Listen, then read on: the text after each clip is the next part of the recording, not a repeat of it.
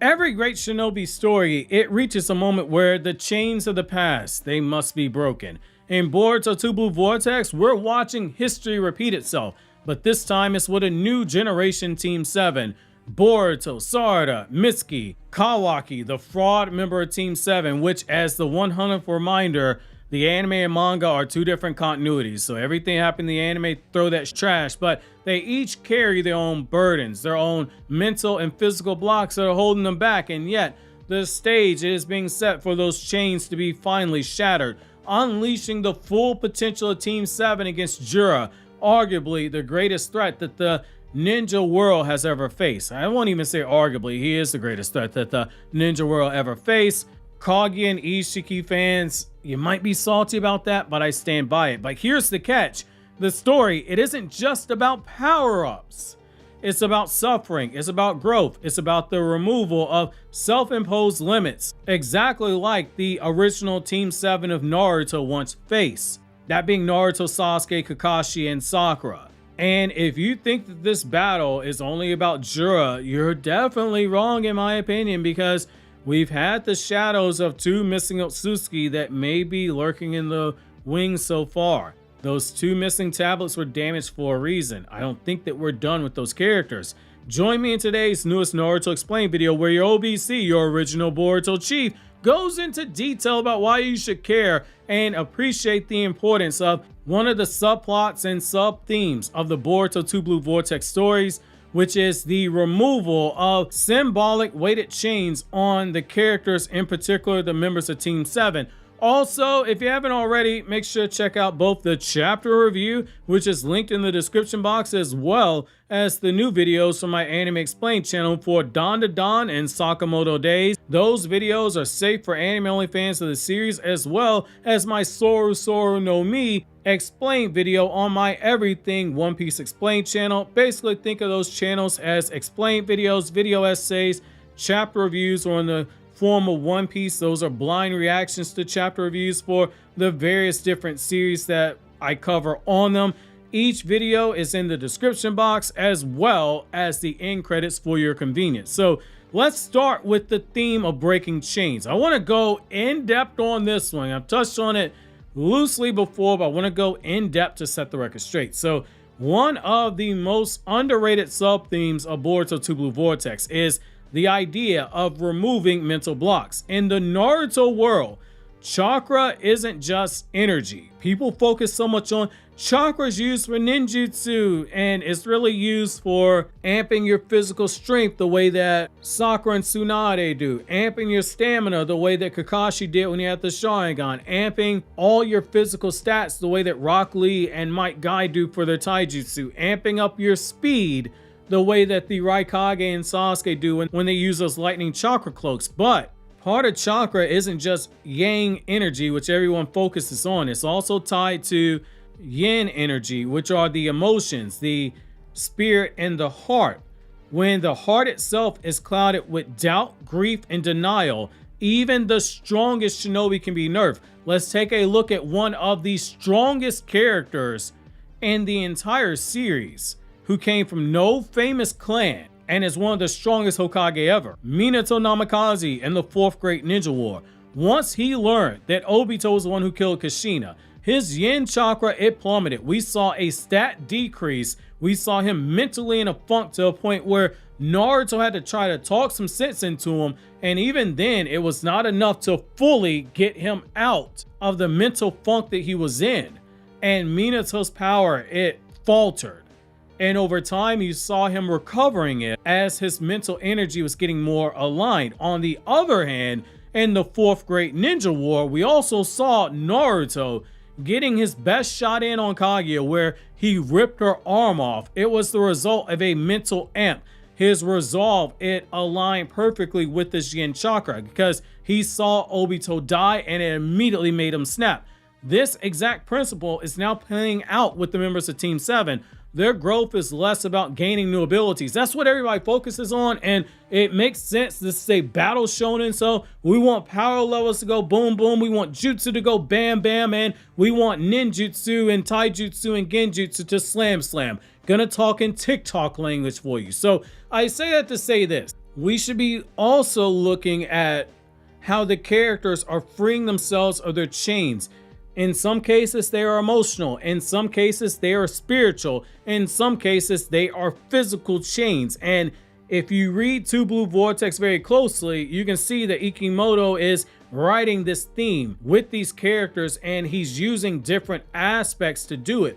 Take, for instance, Sarada. This is power through love, something controversial, which it should not be controversial, especially if you are a so-called Naruto fan, because love through power is a theme that goes all the way back to Naruto's manga. This is why you don't skip Naruto Part 1. We are now in an age where people say start with Shippuden or play the video games like Dragon Ball fans did, and if I can do anything to help it, I'm going to try my best to make sure our community does not become as brain dead as a large chunk of the Dragon Ball fandom was in the late 2000s, early 2010s, and ironically still is now. So with Sarada Uchiha, it is the clearest example of this theme. Her nerf, it wasn't from a lack of skill. It was her denial of her emotions. For years, she believed that love was a distraction, something that would hold her back from being Hokage. But for the Uchiha, who possesses the strongest yin chakra out anyone in the shinobi world,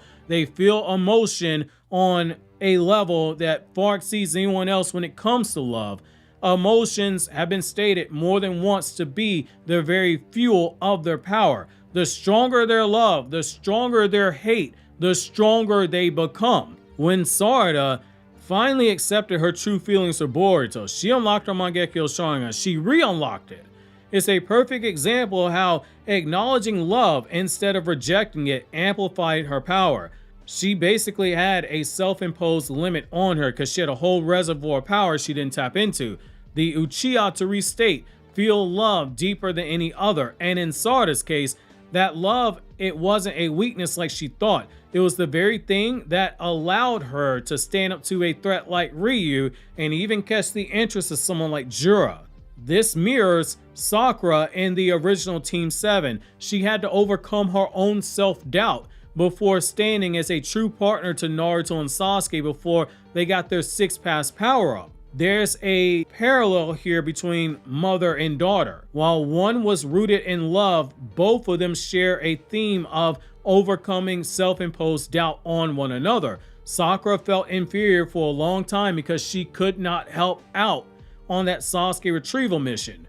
And Sakura had a self-imposed limit on her with that Byakugo seal where she was storing that chakra, and so it was limiting her to a certain degree, even though she was able to fight in combat, etc. But there was a reservoir of power she could not get into until it was completed. That was both a mental hurdle that she overcame, a self-doubt hurdle that she overcame over the span of the Naruto manga before that point, as well as a physical hurdle that she overcame when she unlocked that seal. Sarada, to a certain degree, walked a similar but different route. Then when you get into Boruto, he's facing karma itself in the form of Momoshiki.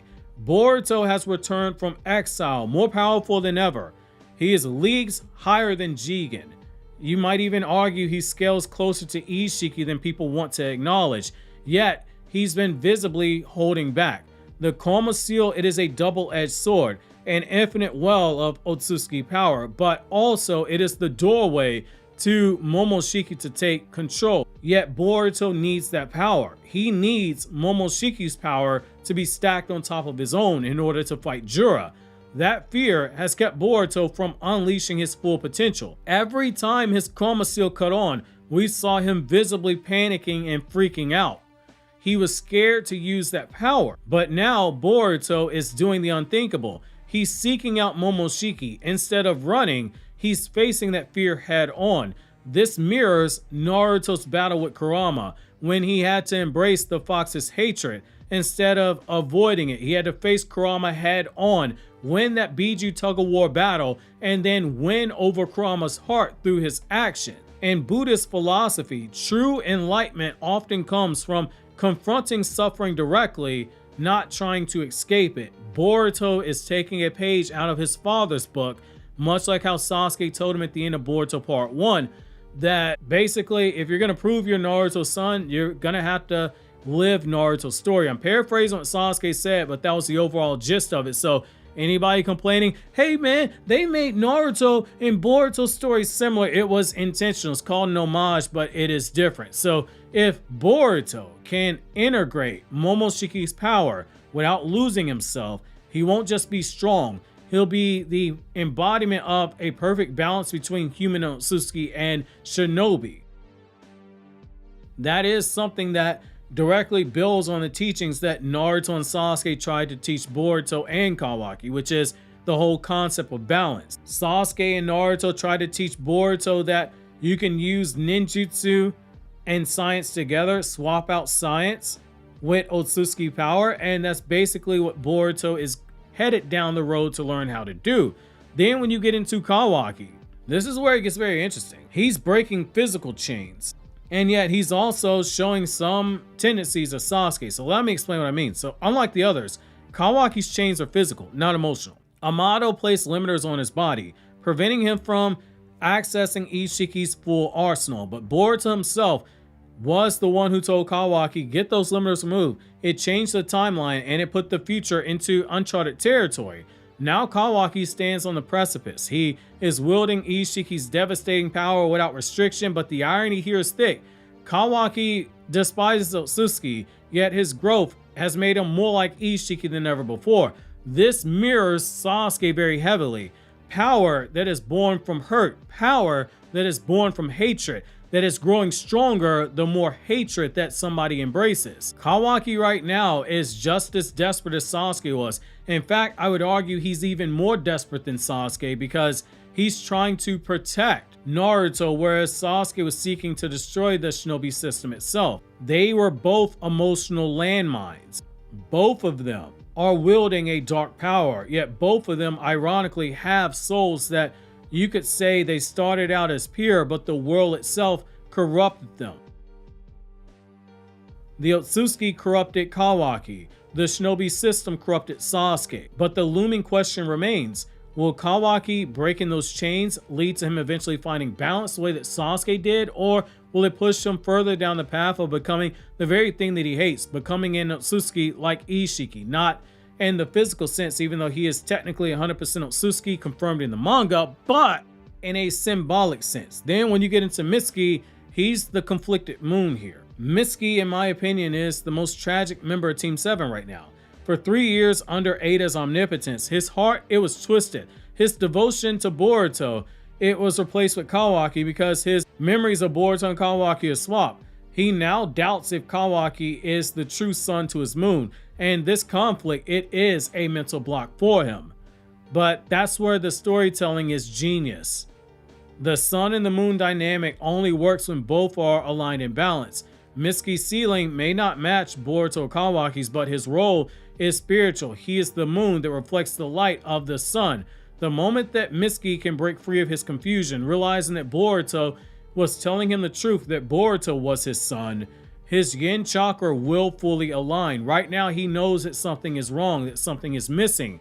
This release of conflict with his sage powers, it's just like what you saw with Naruto, where when he and Kurama were fully compatible together, what happened? Naruto got KCM2 Sage Mode, and Naruto and KCM2 Sage Mode unleashed a power that allowed him to surpass Edo Tensei Hashirama. Which, reminder, when Hashirama said he's got almost as much chakra as me, Naruto was not using KCM2 Sage Mode. So the parallel with the original Team 7, it is there.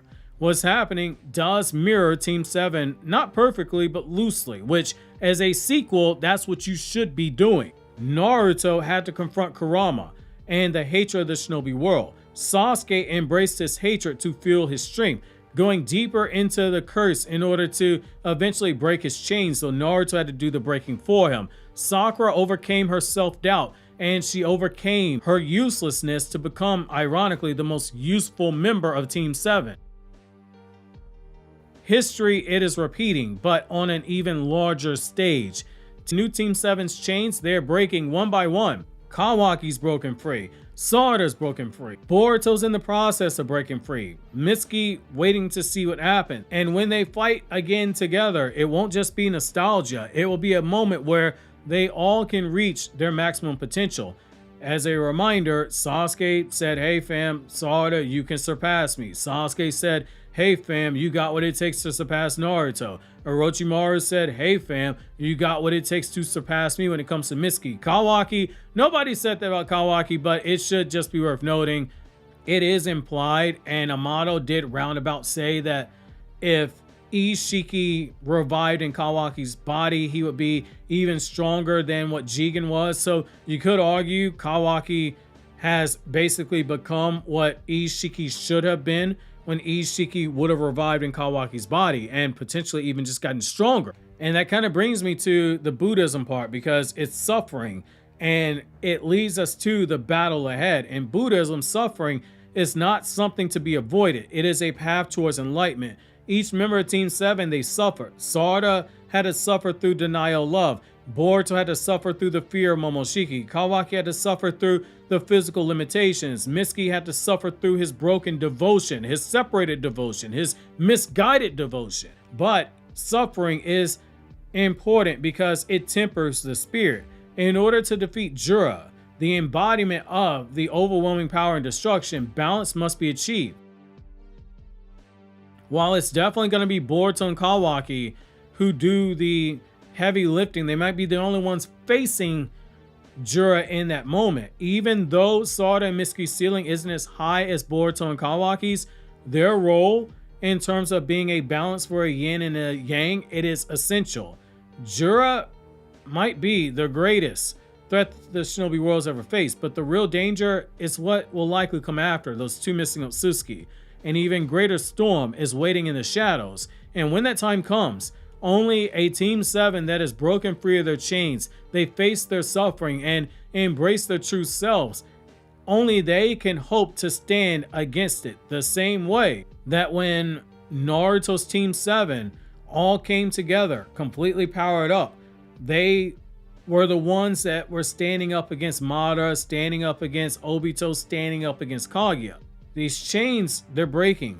The stages are being set. We're just waiting for Team 7 to reunite. And when this happens, the Naruto world, it will never be the same. Obviously, if you enjoyed this video, consider subscribing, clicking here on the left to check out that chapter review, click here on the right to check out videos from my other two anime channels where I talk about non-Naruto content. And obviously, if you enjoyed the video, make sure to hype it down in the description box if you're on YouTube mobile. It really helps out the channel.